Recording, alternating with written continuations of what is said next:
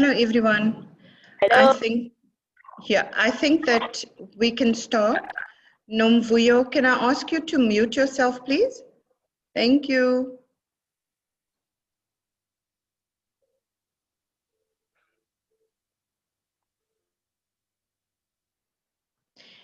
Thank you all.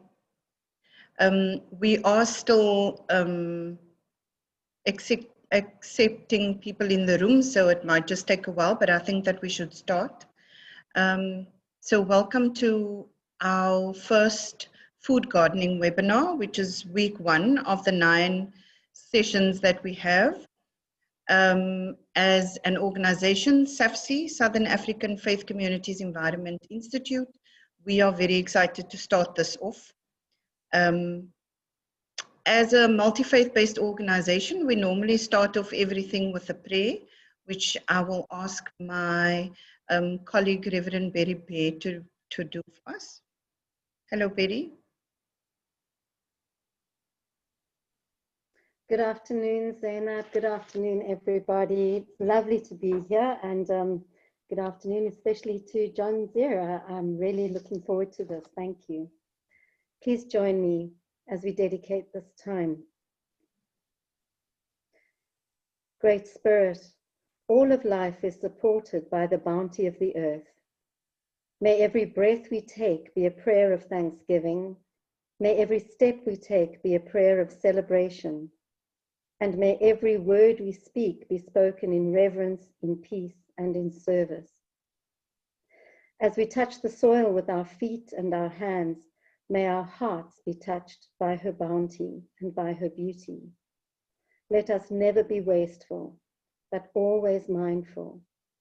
Let us never be unkind, but always compassionate. May all of life blossom under our loving kindness. May we know peace.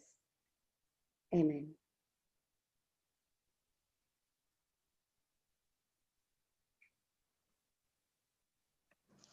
Thank you, Berry.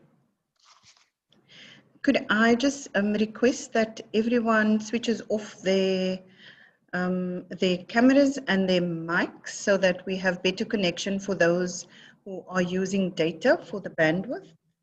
Thank you. I will keep mine on because I'm speaking so you can see me. So welcome again from us, SAFCEI, Southern African Faith Communities Environment Institute. We are very excited to start this, this webinar on food gardening with our host, John Nzira, who is well-renowned, obviously, in the agroecological sector. He will talk more about himself a bit later. We are going to do this session a bit differently. Because we are a multi-faith-based organization, we start everything with a prayer, as you would know, and then also give a faith perspective to what we do. And today we will hear from one of our faith leaders in Zimbabwe around the faith perspective around food, food gardening and growing your own food. But first I want to tell you a bit about SAFCEI. So SAFCEI is a multi-faith-based organization, and we work specifically with faith leaders within the Southern African region and East Africa and North Africa, wherever we find ourselves in and wherever our input or programs are needed. And we work with faith leaders because a bit about the history of SAFCEI. We were founded by Bishop Jeff Davies, who is an Anglican bishop, and his wife, Kate Davies, who is an environmentalist. She has an environmentalist background. And the two of them decided that the two, environmental justice and faith, has a strong link. And so we work with faith leaders to understand the links between environment and faith. Like I said, we work all over Southern Africa, and Therefore, we have invited all our partners and people that we work with within Southern Africa today to be part of this. Luckily for us, and this might seem strange, that because of COVID-19, unfortunately, we are able to connect with our faith leaders all over the region at once, and we don't have to travel there. But yeah, there is the Zoom option that we could use. So we'll speak more, I'll speak more about SAFCEI, and you'll hear more about SAFCEI a bit later on. But I would like to start off this session around how to start your own food garden. But like I said, I will share a prayer, not a prayer, but the faith perspective, the Islamic perspective on food gardening from a faith leader in Zimbabwe. And because of the connectivity and everything has to be on online, we have decided to record the sessions, and then a questions and answer session will be held after that. So please bear with me while I set this up.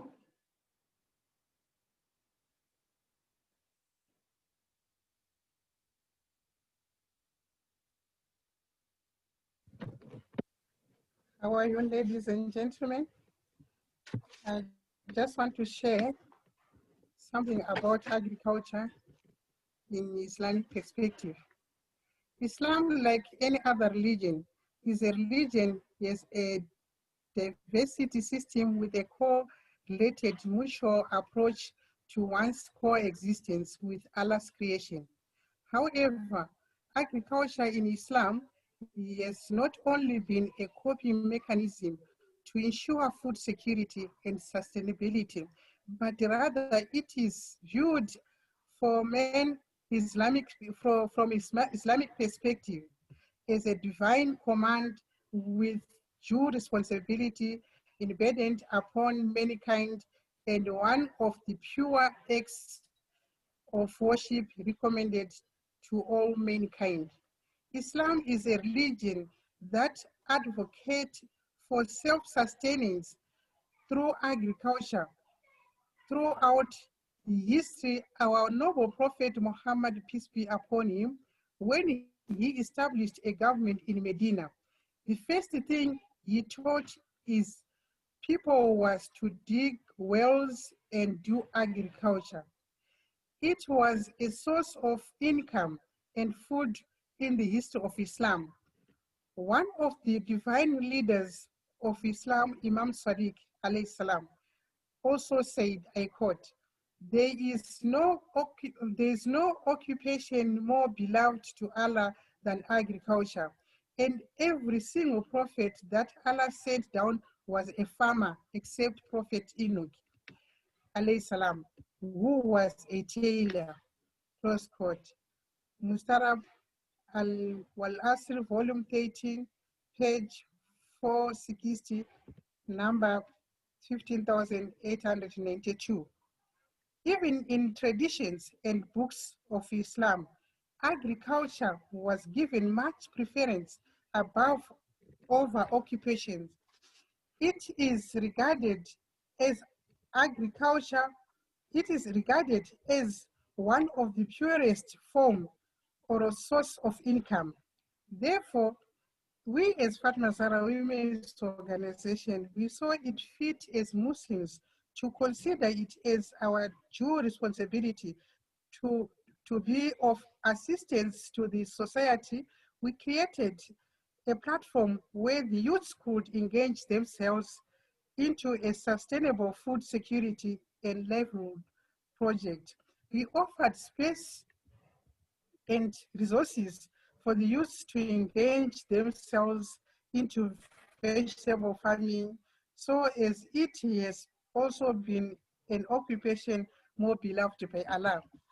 Our Holy Prophet Muhammad said, I quote, every single Muslim that plants or cultivates anything of which humans, animals, or birds may eat from it, is counted as charity towards them on his behalf. Islam looks beyond one's needs and sustenance. We believe that a human being has 4 relationships, and among them is his relationship with other living organisms, and Allah has recommended agriculture to us, since through it we also feed other living organisms from the harvest. It is regarded as a form of charity in Islam. In the 21st century, agricultural systems has transformed from growing crops organically into more artificial systems and nutrition, posing a great threat to human life. Therefore, Islam advocates for pure way of practicing agriculture. Throughout the history of Islam, our prophets and leaders understood the significance of agriculture and food security. In one of the traditions of the divine leaders of Islam, it is stated that he who owns land and has water but still poor is disassociated from God. These are the basis on which Islamic communities were built on. As much as it is a blessing to own land for agriculture, inability to utilize it will result from one being distanced from God's mercy. So being poor while you have land and water is a sin to God. In Islam, Islam favors economic systems and pure sources of income that are free from corruption, cheating, interest, highly discourages holding systems and charging exorbitant prices, etc. Agriculture has been as one pure source of income, where one simply calculates the cost of inputs and put a reasonable markup price. We recommend that other faiths and organizations must come up with initiatives that encourage the society to venture into agriculture and design detailed practical syllabus that enables the community to understand how organic farming is practically conducted, and theologically how farming can be a blessing to the community and a divine act of worship that brings us closer to the Creator. I thank you.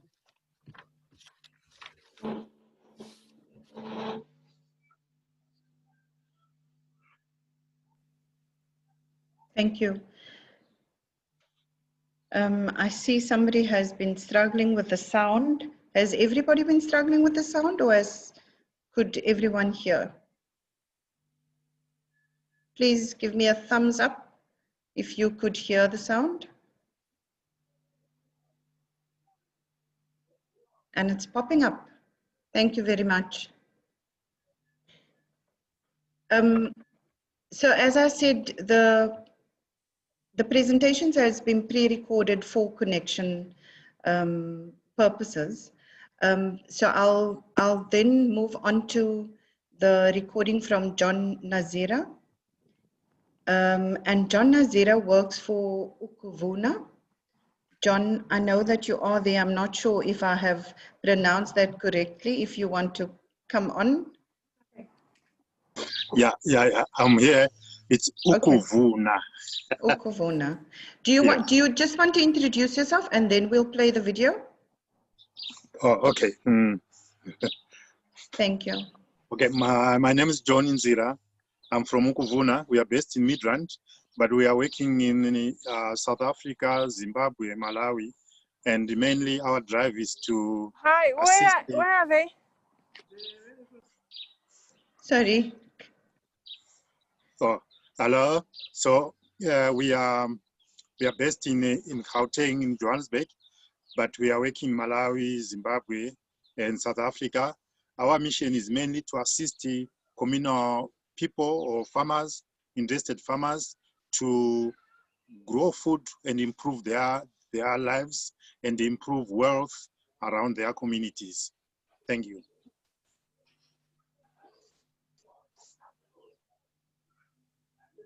Thank you, John. I am just getting your video ready.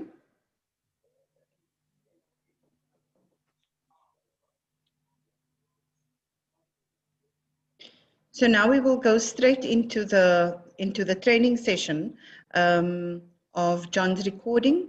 Please note that the questions, when you have questions, please post them in the chat box, and it will be recorded by my colleague Georgina, who will then, after John's clip, ask the questions on behalf of yourselves, and it will be answered by John.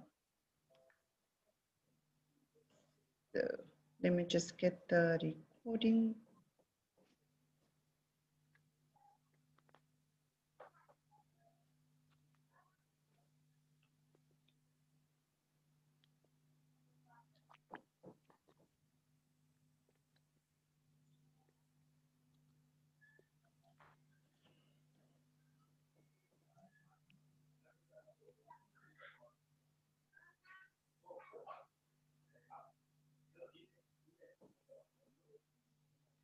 Sorry, I'm just trying to not.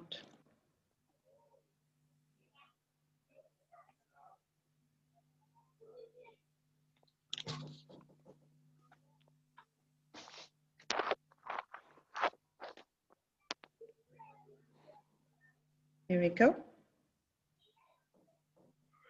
Let me just check if the sound is on.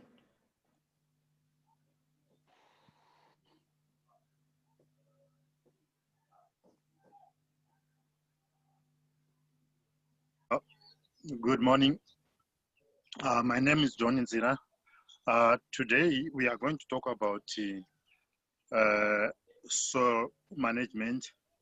In the soil management, we would like to look at how can you prepare soil to grow your own food. And so we are going to look at the soil analysis, the soil health, soil conservation, soil improvement, and how to prepare soil to grow the food you want. So through the process or the lecture we are going to share with you, I'll give you some few demonstrations, some few examples, but after this again, I'll give you the notes of what we are discussing today. So as you know, health living soil needs to be taken care of, or to create a health living soil, you need to take care of it. You need to make sure that it has nutrients that are required by plants. And once you give nutrients, good nutrients to the soil, the plants will grow well. We need to look at the protection of the soils.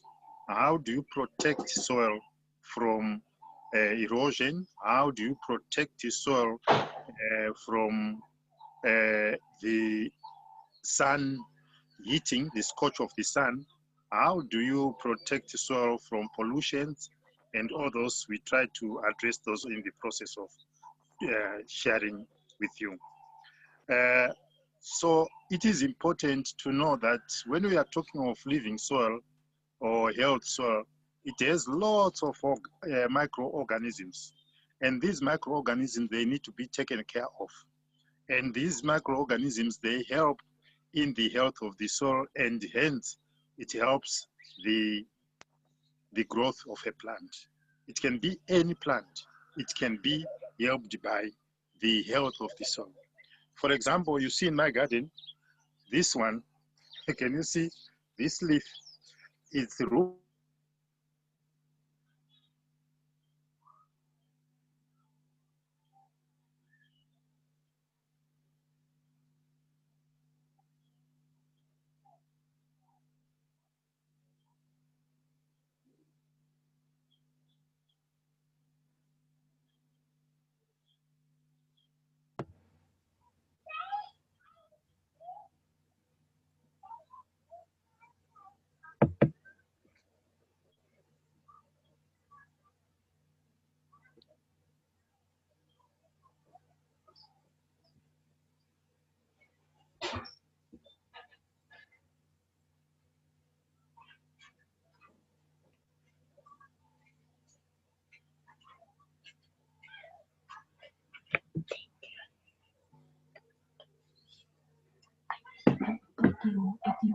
Ay sa kono ang iti kasi ay jero tinta mas ng kasi sa as ang ini try ko sana kung lag na kaya furang to ang asut jero tinta kay dayar au description yes mura pa mana يعني سيبخن بس نوالية تايكري ورنتو jero usang super من الفاسي المكاي بني تفاسي خرون أو بمتراس تسر tumako sa fast Sorry, somebody's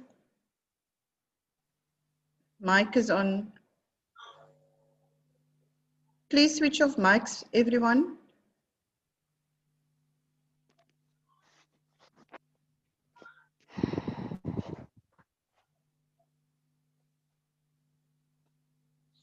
How we can go about it. So the methods we promote that to create soil health are cover the ground. Almost every time when you are growing something, the soil should be covered. You cover with what? With a blanket of the soil. The blanket of the soil is mulch, organic matter, leaves that you put on top of the soil to make sure that it regulates temperatures. It supports the warmth and the coolness of the soil. It gives the right temperatures that a plant root will require. So it is important that you cover the ground. Covering the ground, there are two methods. There are methods that you can cover with the green matter. Green matter is like you have a clipping plant like this one. This is the Dolichos labra. It's a bean-like. It's just creeping, but you can leave it to creep on the ground, and then it covers the soil. And then the leaves that are coming from it, like the dead leaves, the dry leaves, like these ones, see, they go on the ground and they provide manure, but hence they cover the ground. And it is important that we cover the ground. And when you cover the ground with the dry matter, it is okay, it sits exposed to the sun. But when you cover the ground with the wet matter, like you cut comfrey, you cut the labla beans, you need to cover again a thin layer on top so that the sun doesn't hit directly the green matter. So that if it's hit by the sun, it loses the nutrients that are required for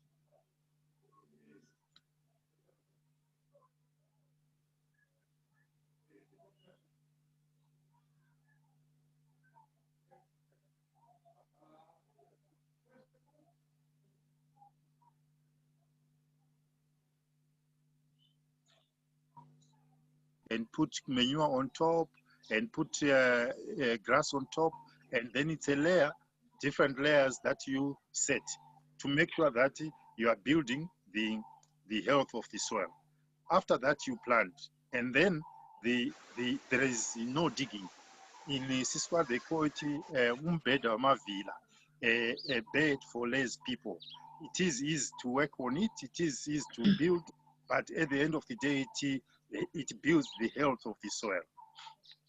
It is important that these methods of improving the soil, such as alley cropping, intercropping, mixed farming, you practice pit beds for specific crops, and this helps you to improve the health of the soil. So this is all about methods to create soil health, but I'll show you exactly how you can prepare some of them. So the next step is we are talking about the principles of soil health. These are the principles that we need. Remember, I explained about the creating of good soil. Now, these are the principles. Some of them are intertwined. They are related. For example, ground cover. The ground to make sure that the soil is protected. Absorption of water. Soils, make sure that the soil has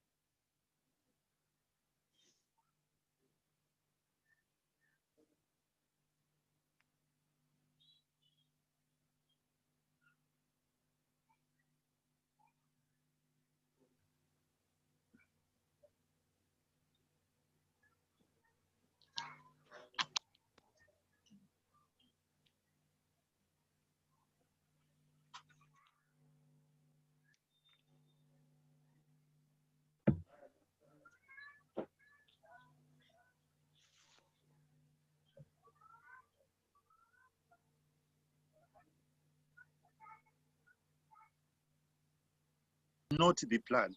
What we are talking about is that most people, they try to feed the plant. That's why people, you see, they take what you call fertilizer and they put to a plant because they are feeding the plant. Our aim in permaculture or in agroecology, we are talking about feeding the soil so that the soil itself, it's rich. You can plant all the end.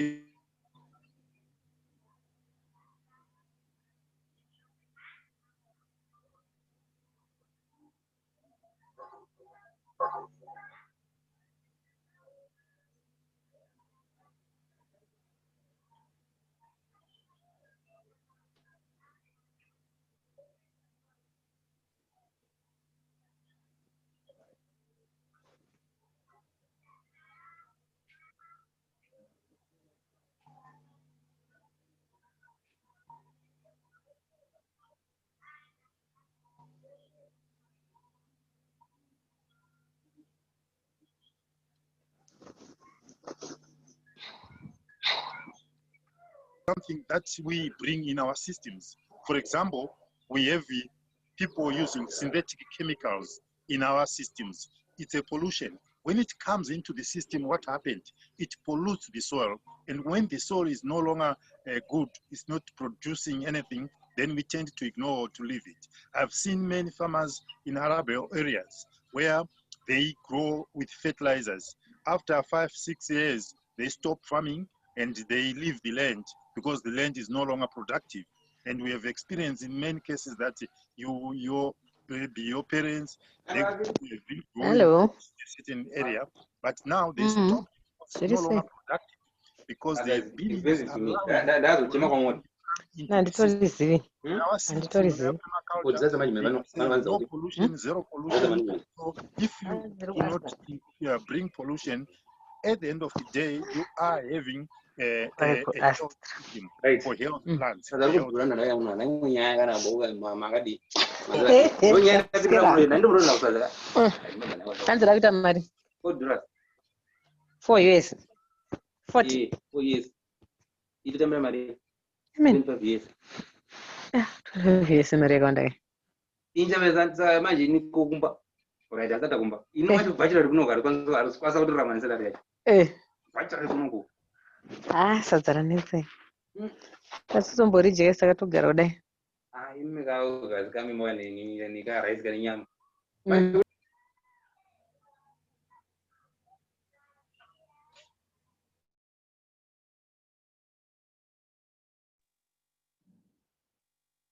Hi, everyone. It seems that we're having some technical issues. I have actually muted. I have actually muted everyone, and it seems like people are switching on their mics, but it's very loud on my side. And yeah, please could you just keep off your mic, otherwise you are speaking over the video. I'm hoping this would work. I have just muted everyone, as I see people are suggesting in the chat box. Sorry about this. Let us try this again.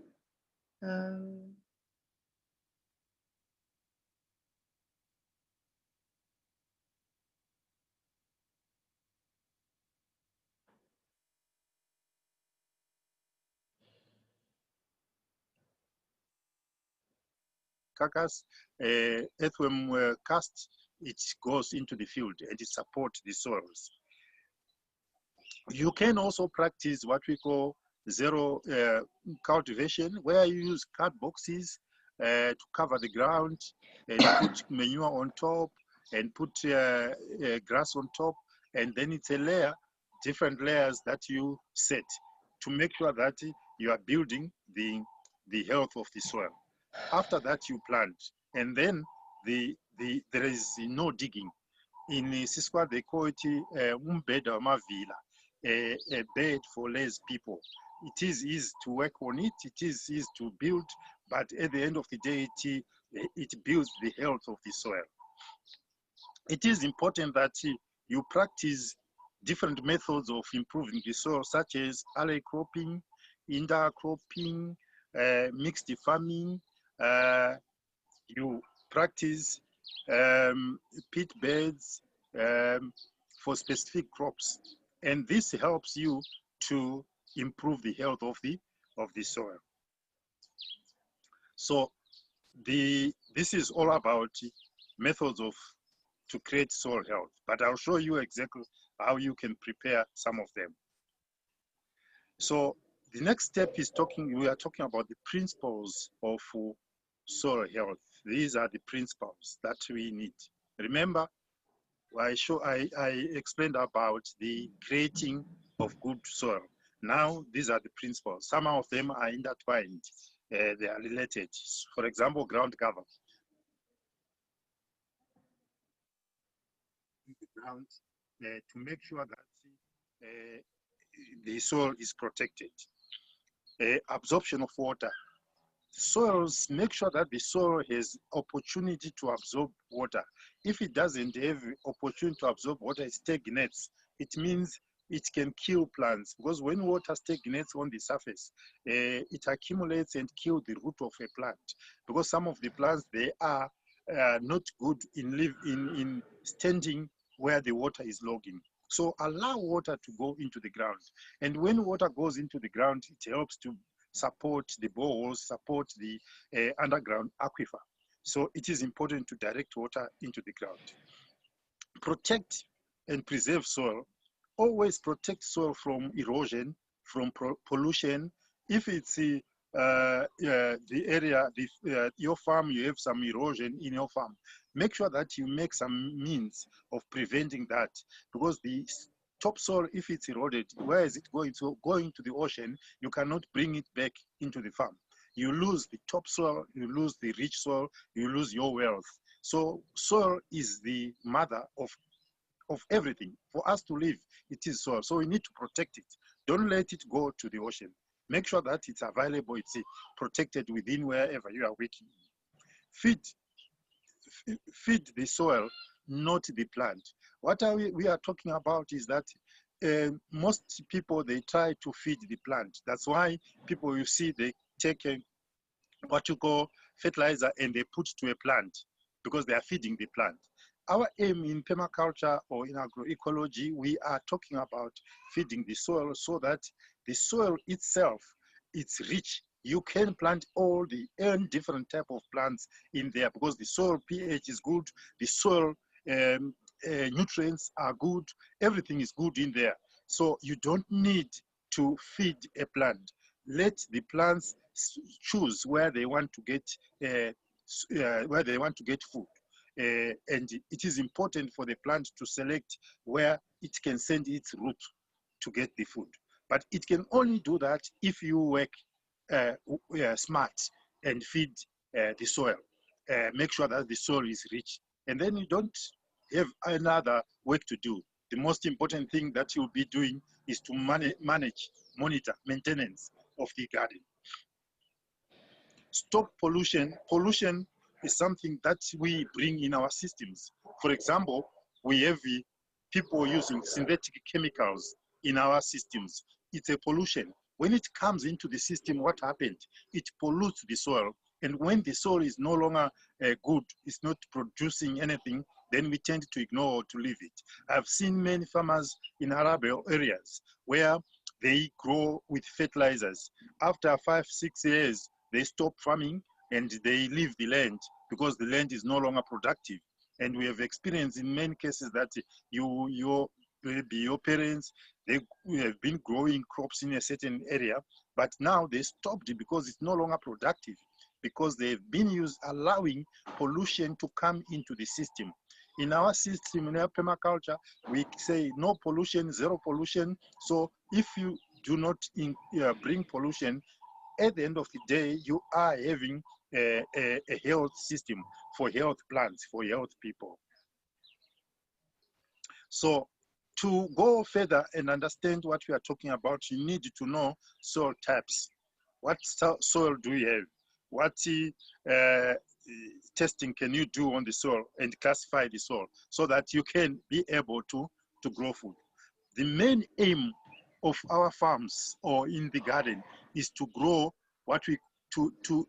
to build loam soil, to build loam soil.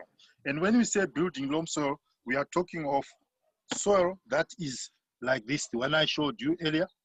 This is loam soil. This is good soil. It's rich with nutrients. I'm taking just from my garden. And you can see small particles, small twigs. You can see small leaves. So your soil, if you pick soil, handful, and you don't see these small twigs, you don't see the leaves, you don't see the black like stuff, organic matter that is decomposing, the earthworms, the other microorganism in the soil. So your soil is dead. Your soil is poor. It cannot produce much. So soil should be like this. And this is the aim of what we want to build. Any type of soil, you may have a soil like, this, like sand soil. This is another. Remember, we have loam soil. This is sand soil.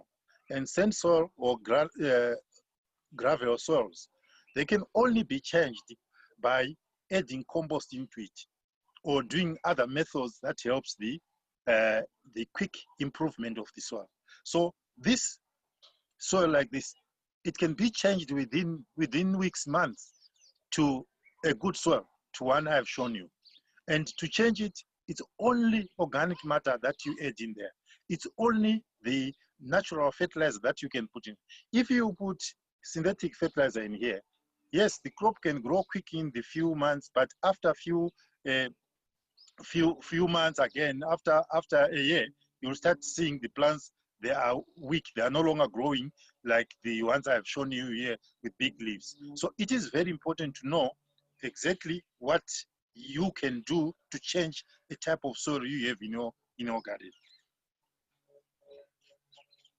It is also important to have understanding of other soils that you have in the garden. You might have, just want to take this one. You might have soils like this one. This is closer to it's from sand. You see my garden, I showed you sand.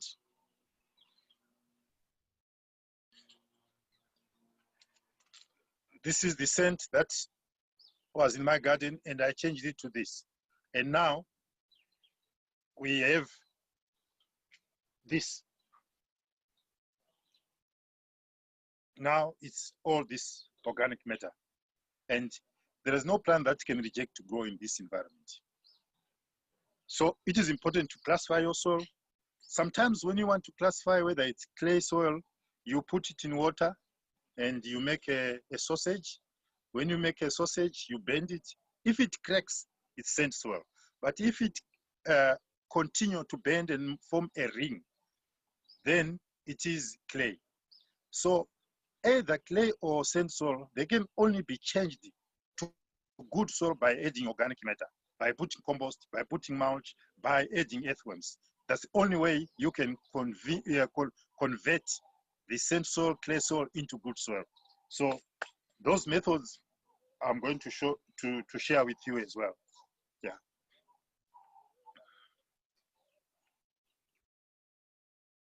So at the same time, when we are talking of soil, you need to understand the pH of the soil. How can you see that the pH is good or bad? It's below 7 or above 7 or it's 10? Because 7, I'm talking about, is the neutral that we expect soil to be. Good nutrients, good pH, it stands on 7. How do you know? If you dig your soil and you find no earthworms, no living organisms, your soil is either acidic or alkaline. And if it's acidic or alkaline, how do you change it to pH scale? The acidic means it's ranging from 4 below, and the alkaline is going up 7 and above, and square 7.5 and above. And when the soils are like that, in a normal agricultural systems, what called the conventional agricultural system, when it's acid, they encourage you to bring lime. And when it's alkaline, they ask you to bring sulfur. And then it's sulfur or lime all the time. But in our system, we don't need that. We need only what we call the organic matter, the compost, that we work on and develop our soils. It is important to define or to know if a plant is not growing well. For example, if you see a leaf is yellow, I want to show you this one, but this one is not because of that. But if a leaf is becoming yellow like this one, it means the soil doesn't have nutrients, especially if it's a young plant. But the one I'm showing you is just a dying time of a leaf of a bean. It's not because it's not no nutrients. It's because it's aging. But mainly if it's a young plant forming yellow parts of the leaf, it means the plant does not have nitrogen. So how do you bring nitrogen? Nitrogen, you can bring it in different forms that I'm going to show you: ground cover, compost, mulching, liquid manure. I'll show you some of them.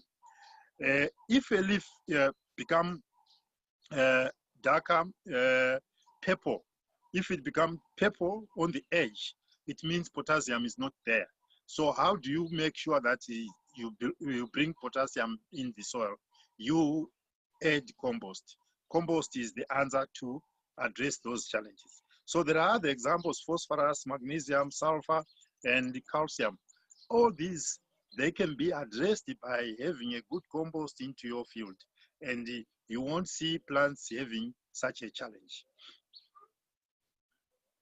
So preparation in planting, you need to have a checklist of what you are going to plant where. So if you are preparing your soil, you should know what are you preparing the soil for. For example, you have heavy feeders. Heavy feeders are a group of plants that they include the tomatoes, the cabbages, spinach, pumpkins, butternut, potatoes, sweet potato, maize, mustard, kale, and all these, they eat or they consume a lot of nutrients from the soil. So that's why we call them heavy feeders. They feed, they eat a lot. And you need to make sure that the soils that you are preparing for, that you are going to grow these plants on, it's rich, like the soils that I have shown you from my garden. It's very rich. So it should be dark black, dark and healthy soil that you need to prepare. Light feeders are mostly root crops, leeks, onion, garlic, carrots, beetroot, and lettuce. They don't take much crops. They don't take much soil or nutrients for consumption. They don't. They grow in a moderate soils that are not very rich, but soils that are do not have a lot of nutrients. Also, you need the other group. It's called heavy givers. Heavy givers, we are talking of legumes that are good in improving the soils, or bean family, or the lucerne, or the legumes that are in a process. The legumes that are in place, they are able to provide nutrients to the soil. For example, what you see here, this one, it's broad bean. And with broad bean, it is a nitrogen fixing plant, but it produces this bean. Very, very delicious. But they are legumes. They are pod family. They grow, and in winter, they grow in winter. And when they grow in winter, this time of the year, they are fruiting, and then we can they cut them back, cut them in small pieces, and they feed the soil. We harvest the leaves, we harvest the flower for eating, and the leaf. It grows in areas where it's like in Joburg, cool areas, but in very hot areas, sometimes it's very difficult to grow it. But it's one legume that we are talking about that you need to grow the legumes. It's a heavy giver. We have this one, which is a Dolichos lab. It's a bean. This one that is creeping. All these sticks we put up there, we put it for this, because in summer, it's gonna cover all this area. It's gonna cover and it grows. But at the end of the day, it is giving the soil lots of nitrogen. The nitrates are released are trapped from the leaves to the system and to the roots. And in the roots, they are released in the soil or they are stored there in the form of nodules. So these are plants that are good that you can have in the garden. And you can practice them when you are doing crop rotation as well. Then the other group is herbaceous plants. Herbaceous plants are like parsley, strawberry, celery, coriander, turmeric, thyme, rosemary, or oregano. They are men of the herbaceous plants. Like here, I'm seated here. We have parsley. This is parsley. You can see. And parsley, you grow it. It doesn't need a lot of nutrients, parsley. It is a plant that grows with light nutrients. So having it in the garden with the heavy feeders together, then we are going to talk about mixed planting. But at the moment we are talking about the groups that you can start thinking about where you can plant them. What preparation of soil do you need for them? Then you have fruits, like we have different kind of fruits. Like let me just show you in my garden where I'm seated. I have everything just full. This is a fruit. I'm just taking from a tree. It's a tree tomato, and you need to know what fruits are these and how can you grow them. We have a class of citrus. subtropical, palm fruits, nuts, figs, berries. All these are plants that you need to group them so that you know where to plant them. Like this tree tomato, it's a, see, very nice fruit.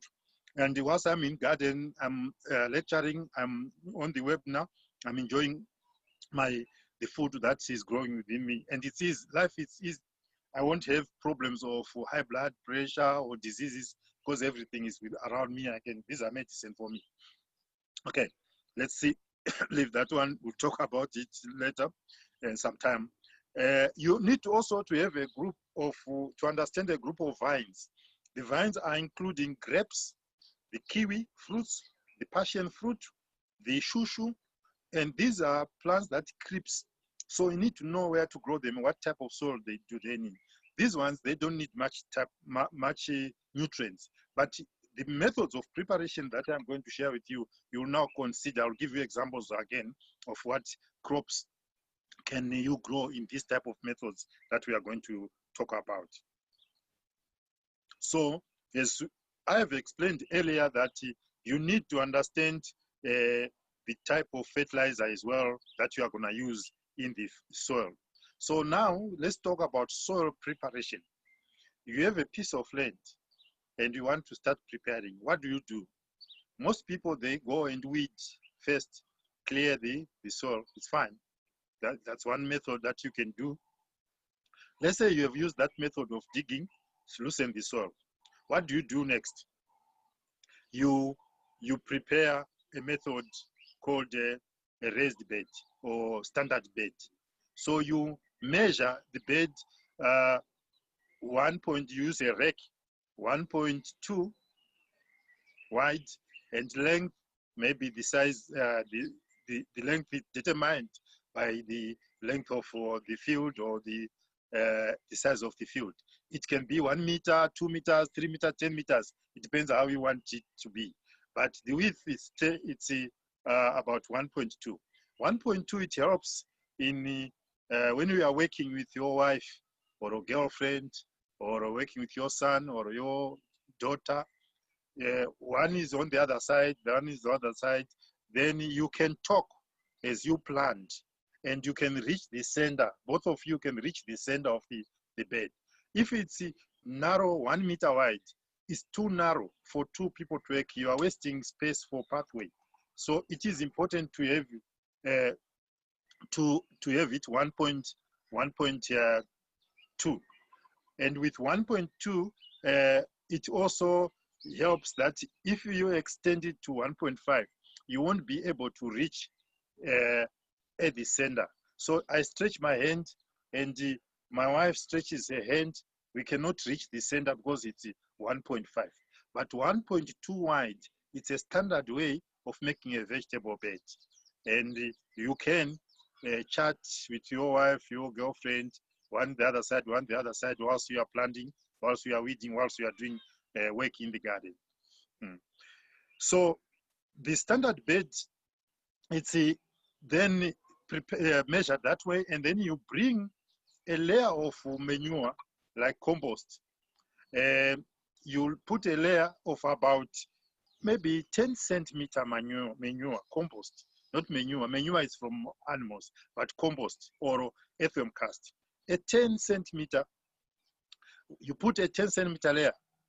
Then you dig in, or you mix. You take a fork, you press a fork in the garden, like push it down. You lift a little bit so that some of the nutrients or some of the compost goes in down. And then you lift it a bit. So if one is doing the other side, one is that you discuss, you talk, you share stories, grapevine issues or family issues. You discuss there whilst you are digging, whilst you are actually aerating the soil, trying to make the nutrients, the compost go into the soil. Do not turn the soil like you dig, you turn upside down. You'll be killing nutrients and also killing microorganisms. So soil is not turned, but you press a fork in the ground and then lift it a bit. You press again, lift it a bit, something like that. And after that, you cover with a mulch about 5 centimeter or 10 centimeter mulch. Mulch is the blanket of the soil. The cover is the soil. Like in my garden, my mulch is now lower, but this is basically the mulch that I have. You can see it's a lot of organic matter. The grass is covering the ground, but mine is become decomposed, not fresh. I need to add more mulch. So every time you put mulch, you cover the ground with the mulch, and then after that you plant. Planting is just opening the mulch and opening the soil, and you put your seedling, and then your seedling can grow. That's simple. It's a standard bed that you can prepare, that you can do to start your garden. The other method that we do is called ridging. The ridging, if you are growing maize, and some of you, if you have gone to Malawi, or if you know you are in Malawi, you know in Malawi, they are the practice of farming is very popular in terms of ridging. They mount the soil and then they plant on top of the mount. It is good, but the method I'm going to share with you now, you mount, and then when you mount, in between the mounts, then you put mulch or you put compost in there. There's a mound here, a ridge, and there is another ridge here. Then between them, you fill a thick layer of compost, 10 centimeter in the lower part of the ridge, and then you cover with mulch. Then you take seeds or plants, you plant them on the edge. They are facing each other. This is a ridge, this is a ridge, and they are facing each other. You plant, but you are making sure that the roots of the plant will go into the basin where you put compost. And once you do that, when you receive rain is going to be trapped also in there, as long these ridges are almost on a contour line. Do not make these ridges down slope, because they will take the nutrients and the water away to the river. Make it on a contour line or on a contour sort of contour ridge, so that rain is trapped and sit in that basin between the ridges. And then the nutrients are there and crops is growing there. Then at the end of the day, the plant will send its roots there. The water is trapped and you conserve water, you conserve the soil, you allow the plant to grow healthy. So that's the ridging. I have notes that I'm going to share with you. Some, they can practice what we call trench bed. There are different types of trench bed. The methods of trench beds that many people have been trying to do, some of them are not nice. They are too deep. It's like you are digging a grave. No, we don't need those that are so deep. We need shallow trench beds. For example, let me just show you quickly.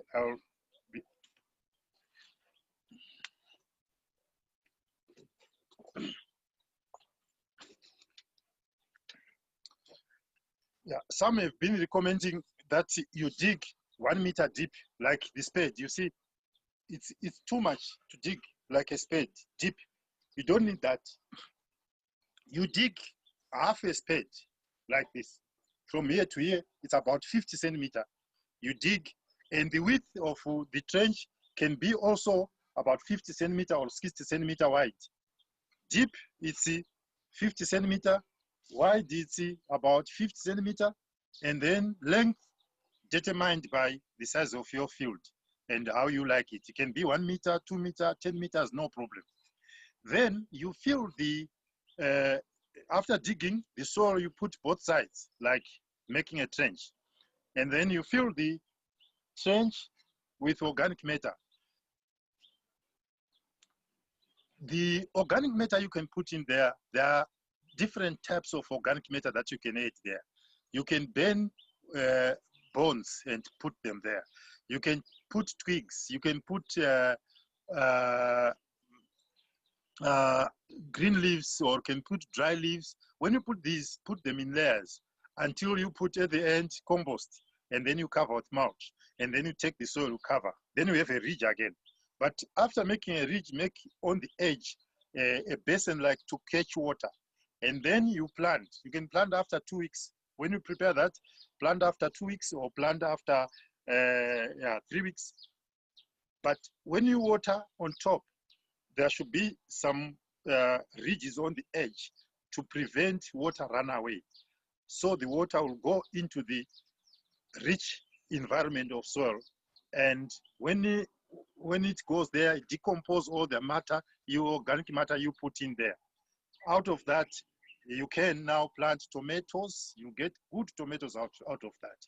You can plant spinach, you can plant maize, you can plant pumpkin. You get good yield out of that because the soil itself is rich and you have buried all the organic matter in the ground and they are incorporating with the soil. So I've been talking about mulch as a blanket, but it is important that you practice mulching all the time. Because if the ground is not covered, then you are practicing naked farming. We need to make sure that the soil is covered. So when the soil is covered, then you are able to grow or to protect the soil in different forms. And when you have a trench bed, I've indicated that you can grow these tomatoes and other crops. What about on a standard bed? The one I showed you earlier, you can grow what we call crops like even cabbage, beetroot. That one you can mix because it's rich but not very rich. So you can grow crops that are light feeders and crops that are like root crops that are don't need a lot of food. But when you prepare, the other method of preparing soil is the pit bed. The pit bed, it's you dig 50 centimeter deep radius about 30 centimeters. That's half. So it's a circular type of pit. Then you fill all organic matter, the sweepings around the homestead, the cleaning on from the house, you put them there. Earthworms, you put them there. Then you leave it open like that. Don't close, don't use the soil that you have removed from the pit back into the center. Make the soil a basin on the edge. And then plant pumpkin in the edge of the pit. The pumpkins will send the roots into the pit. And when the pumpkins send the roots into the pit, what happens? Then they are benefiting from the soils that is rich, or the nutrients that is rich in the pit. At the end of the day, you get good yield. You get good result out of the pumpkin because they are in an environment that is providing good nutrients. So with these methods that I have shared with you, I'm hoping that you can go and start something. And then when we discuss again in the next lessons, if we have a challenge, if you have come across a challenge, we discuss again, and I am prepared to help you to make sure that you produce or you grow your own food. It is important to grow your own food.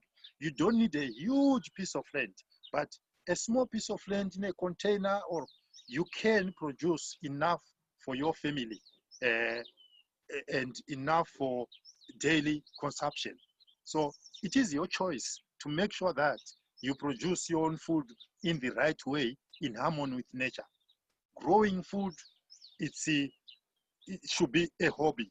It should be something, a prerequisite in life. Because if you are not able to grow own food, what kind of food do you eat? And where is it coming from? Do you trust everyone who is growing food somewhere? And you say, I buy food from the shop, I buy food from a supermarket. Do you trust them? It is a point now in Africa where we have a lot of land and unutilized land to go back to the land, to the farms, and grow our own food. It is easier, it is simple to grow our own food in a means of promoting organic way of farming. And this has been a practice for many, many years from our forefathers. And why can't we do it? So this is basically what we share, what I try to share with you today. And as you see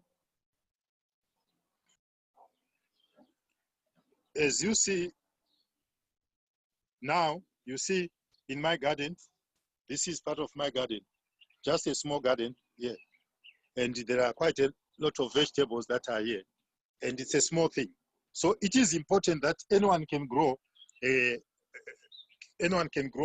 vegetables, can grow whatever you want.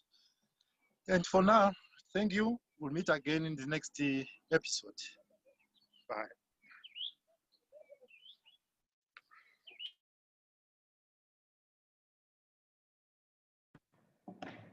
Sure. Is everyone still there? I hope so. Thank you, John, for that recording that we did yesterday.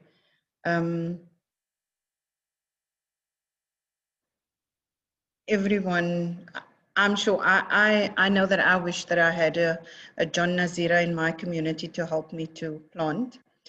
Again, I'm sorry for the technical issues that we had earlier on. This is a weekly webinar, so next week we will be better at this. We are all still learning from Zoom.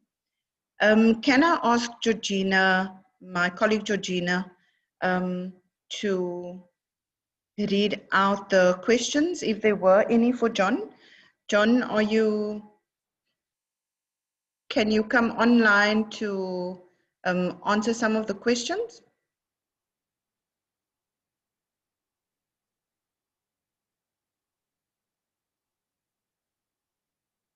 John?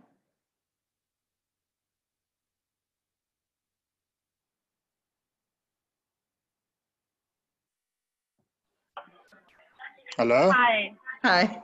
Yeah. It was muted. Hi, John. Can you hear Georgina? John, can you hear Georgina? Yes, I can hear Georgina. Okay.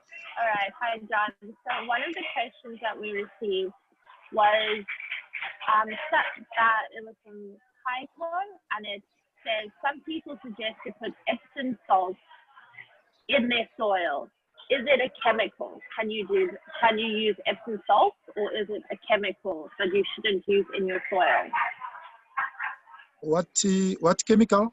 I didn't hear you properly. Epsom salts. Oh, okay, yeah. Maybe I don't use it in my garden, but maybe why should we go and buy when we have other sources of improving, also balancing the pH? The only method, the best method that we can use for balancing the pH is to build good soil, apply compost, and that's the best way. Lime is even better because lime is a stone, it's a rock that they grind. It can be used, but Epsom salts, I'm not sure, I haven't used it. Thank you. Great, I hope that answers your question, Tycho. So the next question, John, is, it says, hi John, thanks for the presentation. I have soil which is more clay-like. Is there a particular crop which you suggest planting for the first bed? You have soil with what? Which is more crop-like, which is more clay-like, excuse me. Clay. Yes. Yeah. There is no soil that is difficult. If the soils are, you have a clay soil, the most important thing is just to apply compost on top and then fork the compost into the clay soil. And then eventually the clay soil will be changed into loam soil. That's the best way. You cannot bring sand soil to clay to balance it. It's not applicable. Yeah, it's a waste of time. But the most important thing, in soil, continue applying mulch and compost.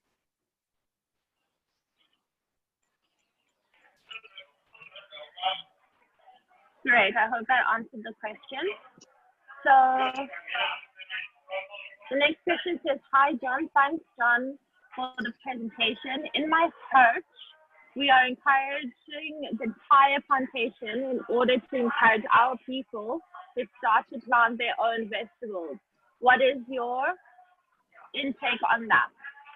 Can I ask Solisi to unmute and ask that question in person, please? Nkolisi?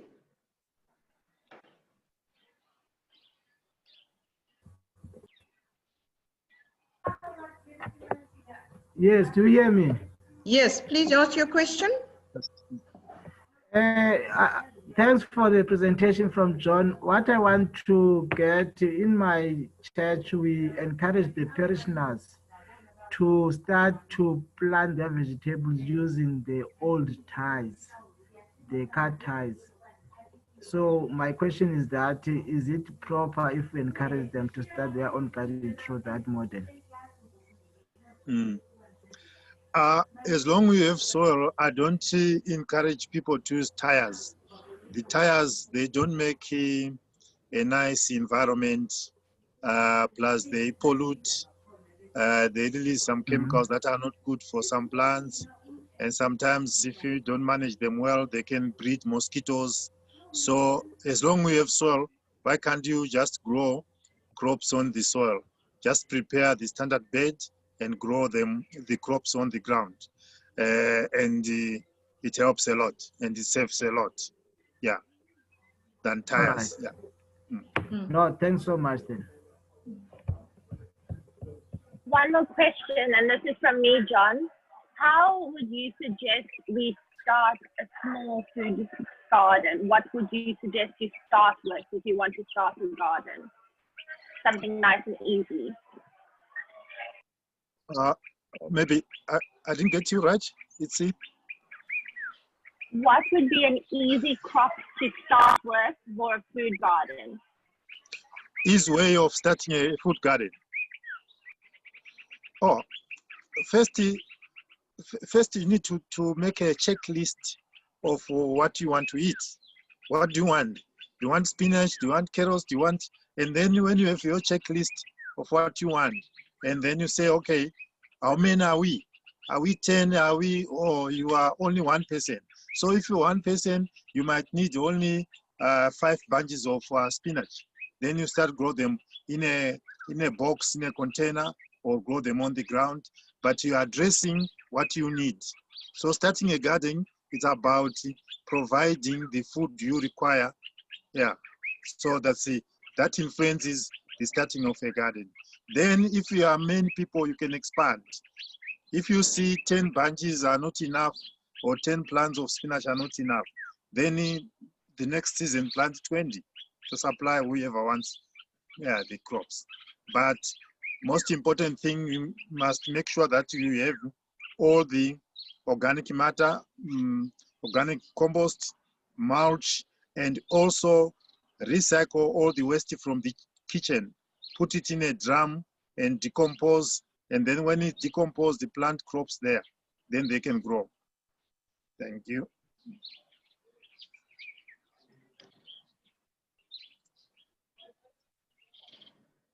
Thanks, Georgina. There are other questions. Manisha wants to know if you're coming to Durban. She would like to set you up with a group of people, and if there's any plans with that. And she says that you're very inspiring, as we all think. Yes. And then Solomon says, thanks for the presentation and guidelines. My question is based on treating the soil and highly absorbing water and becomes sticky. Yeah, if treating the soil, the most important thing is love the soil. There is not much of treating. You love the soil. When you love the soil, like right now, I'm sitting in my garden. The soil I have here, I like it. It's good soil. And the most important thing I do here is to make sure that I feed it all the time. There is no soil that sticks. It means sometimes you are not adding organic matter in it. Cover the ground all the time. Cover the soil all the time. And love the soil. Once you love the soil, you love your plants and you eat healthy plants. Thanks, John. Another question from Janet. If one doesn't have land for planting, but you have a balcony or rooftop, which kind of soil carrier would you recommend? Soil, you use the compost, good compost soils. Either you can make your own compost or you buy compost from the local suppliers. But the most important thing is to use compost to grow your crops on a balcony in a container. If you you are advanced a bit, you can start doing your bokashi, just taking all the stuff from the kitchen, you put in a container, they decompose, you use the liquid to irrigate your plants, or the decomposed matter, you use them to grow your crops. So in balconies, it is important just to have good soils, but you make compost out of them. Yeah. Thank you. Thanks, John. Are there any other questions? I think Janet says thanks. Manishka, I have started a vertical garden for training. Oh, and there goes, wait, Georgina. I've started a vertical garden for training purposes. Are there any tips that I can use? Yeah, yes. The vertical garden is very important. I also have vertical garden here. As long as you are not using a lot of plastic to develop a vertical garden, it is important to use like natural materials to develop it, and try to identify species that are creeping, that can cover the walls or cover the vertical part of the crop. In permaculture, I call it staking. So when you are staking plants, you know which plant grows taller, and some of them, they are shorter. So you have different sizes to create a microclimate within wherever you are developing the farm. Yeah. Thank you very much. Kyoko says, thank you. It was inspiring. Your garden is an inspiration. Are there any last questions before we end this session?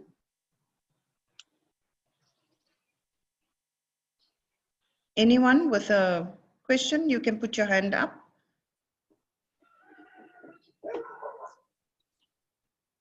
I can't see any hands. So I think, John, that is it for this week. We will be back next week. Again, apologies for the technical issues. We will work on it this week, and it will be better next week. Lisa is asking about the presentation.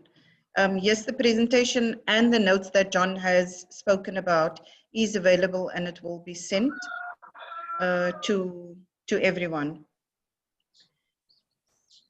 Betty, are you there? Are you close to me? Yes, I am here. Hi. Hello. Hello. Please, could you close the session with a prayer, please? Certainly, please would you all join me in giving thanks for the beauty and the bounty of the soil, giving thanks for the air that we breathe and the fact that we can connect so joyfully with our Mother Earth and with the wonderful life-giving sustenance that she provides. And thank you for the wonderful information that has been shared today, and to each of our hearts that goes away now inspired and illuminated to be kinder, to love the soil with every footstep that we take and with every breath that we take, and knowing that life will then and the soil will then love us back. May it be so. Amen. Amen. Beautiful. Thank you, Betty. Just for everyone who is still here, the link to this recording will be on our SAFCEI website in case you want to go back and refer back to it.